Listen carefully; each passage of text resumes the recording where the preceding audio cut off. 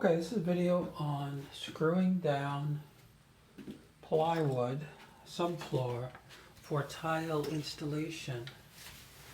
Now, this subfloor in my bathroom had originally had a Luan underlayment for a sheet vinyl floor. I took off the sheet vinyl. I want to put down a tile floor. I actually was planning on using the Luan as an underlayment along with backer board, the concrete backer board, and then the tile. But I discovered that I really shouldn't be using the Luan, so I ripped out the Luan. It wasn't too terrible, but I had already screwed down the Luan. So this video replaces a previous video in which I screwed down the subfloor and the Luan to the joists by going through both of them. I did that by drilling these pilot holes to determine where the joists actually were. Now that I've taken the Luan off, it's a lot easier to tell where the joists are because, of course, the plywood is nailed into the joists. So what I did was I took all those screws out, and then I basically put those screws, they're about 1 5/8 inch, and I put them back in, pretty much in the exact same hole that they were, only this time they're going to go down a little bit deeper because the Luan was about 1/4 inch. Okay, then after I did that though, I did notice a few things that I hadn't noticed when the Luan was on top of it. So the first thing, for example, is the room is over 8 feet long, or maybe only just about that, but there is a joint between one plywood sheet and the next right at this spot. I had no way of knowing that because the Luan was over it. I did know there was a joist here. So I did put screws down to tie the plywood floor to the joist at this point, but I didn't know that there were 2 sheets of plywood that I needed to do. So I really only had one set of holes, and they were really only going in on one of the sheets, not on the other one. So now because I have that underlayment off, then I'm able to put the extra screws in on the other plywood sheet. So that's the first thing I noticed. Another thing I noticed was, of course, that there was a seam. And this, I think, is where it hits, maybe hits 4 feet wide.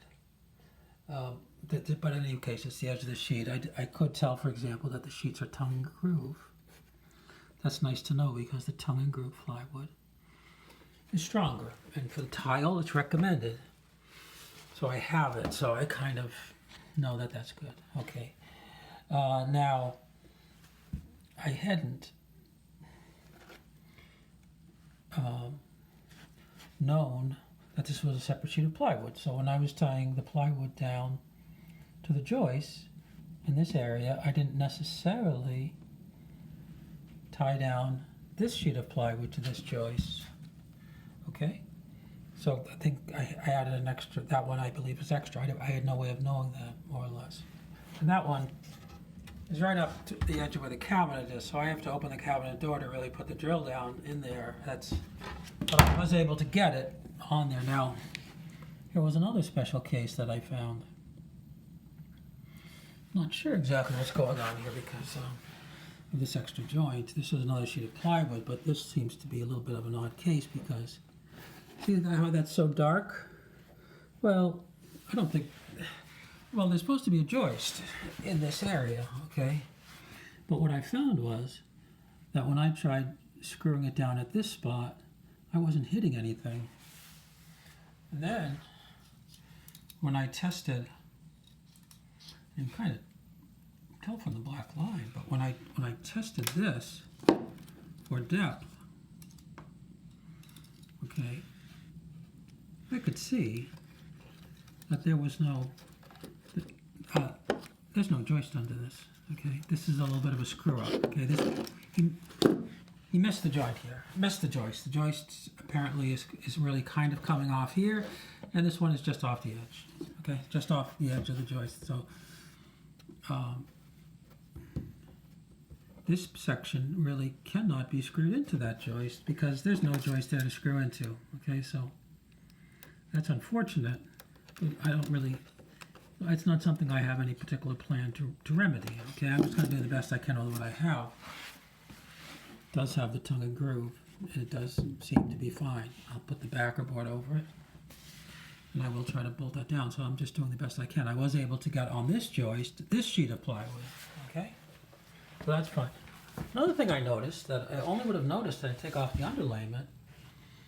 This is the joist that I knew about, and they were spaced 16 on center. Here's the first one, 16 on center, then 16 to this one, and 16 to this one. But what I discovered was, based on the nailing pattern, there seemed to be another joist in between these two. Why it's there, I have no idea. But when I was drilling my test holes, I was only drilling the test holes 16 inch on center. I didn't know about this. I drilled a little test hole here, and it was solid. There is something under here. There's probably another joist under there, possibly for some structural reason. So once I discovered that, sure enough, yeah, I put in extra screws. So I was able to screw this down better. So overall, I got a better job done. Now you can look at this plywood and you'll see there was some water. As you might expect, the vinyl floor was curled up against the edge of the shower, and I just knew from taking a shower that water, some water, would get in there over the years. Now this, I tested this, it seems perfectly solid. I don't see any problem with it. There is a discoloration, but it seems fine. I was able to screw it down on these joists just a little bit closer to that hole, for example, would have been a hole for where the luan was put in. Okay, I didn't put another screw in that spot, probably just because that nail was in the vicinity, but now I've got that. So I have this tied down better. Okay, now I'm going to check the floor for deflection. Okay, aside from taking the bounce out of the floor, over a 5-foot span, it's only allowed to be a certain amount of deflection. Well, this actually looks pretty good. I don't see any at all, okay, on this, with this 5-foot rule. I can look at it more carefully, but I think this is going to meet the deflection, no problem, okay? And this, I believe, so the joists are at least 18 on center. Several of them are doubled, I noticed, when doing my tests. And the joists are running from here into the middle of the house over there, so the joists are running across this way, and this is at the very end. So this bathroom is not in the middle of the span of the joist because it runs along this particular wall. So this floor has very little bounce. The joists are spaced 16 or better, and it's at the end of the joist where they're supported by the wall of the house. And then there's the next consideration, and that is the thickness of the plywood.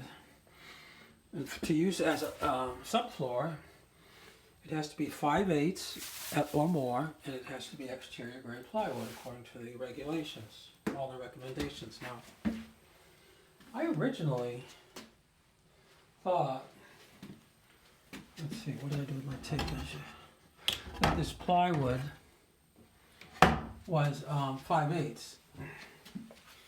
The reason for that is I measured it right here where the closet flange goes in, and with the luan underlayment on top of it at 1/4 inch, I measured the total thickness at about 7/8.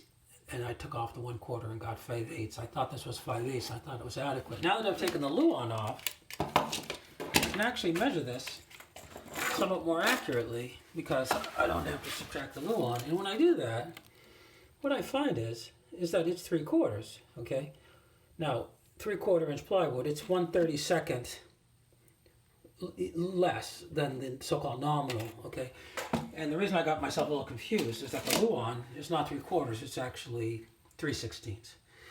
Okay, so this plywood is 3/4 inch, so that is good for the floor. 5/8 is the minimum, but 3/4 is so much the better. Okay, so this floor is doing pretty good. Now, whether or not this is exterior grade, Well, I don't really can tell just by looking at it from here, and the reason for that is because the labeling on the plywood is not normally on the side that you can observe.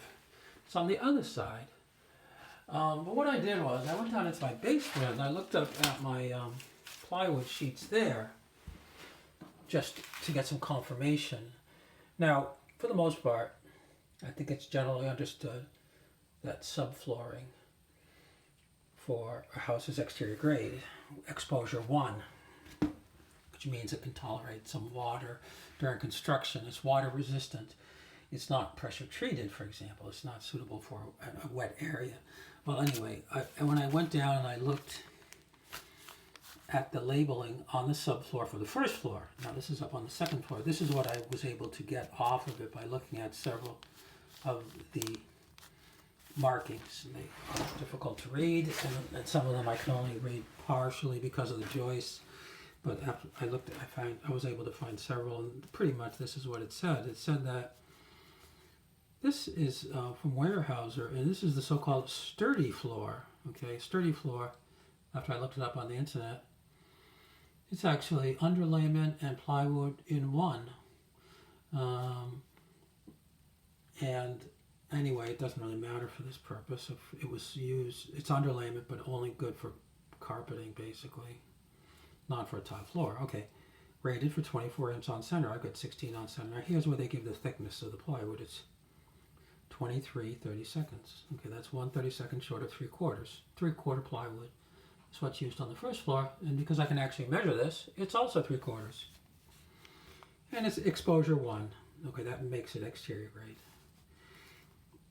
It actually has this other thing here where it says exterior glue, so I believe that is referring to the glue. I think this might have said internal / exterior glue, but actually I'm not sure exactly what that was because I couldn't read the label accurately enough to see whether or not there was an I there, but there appeared to be an N and a T. And these other things don't really relate to that.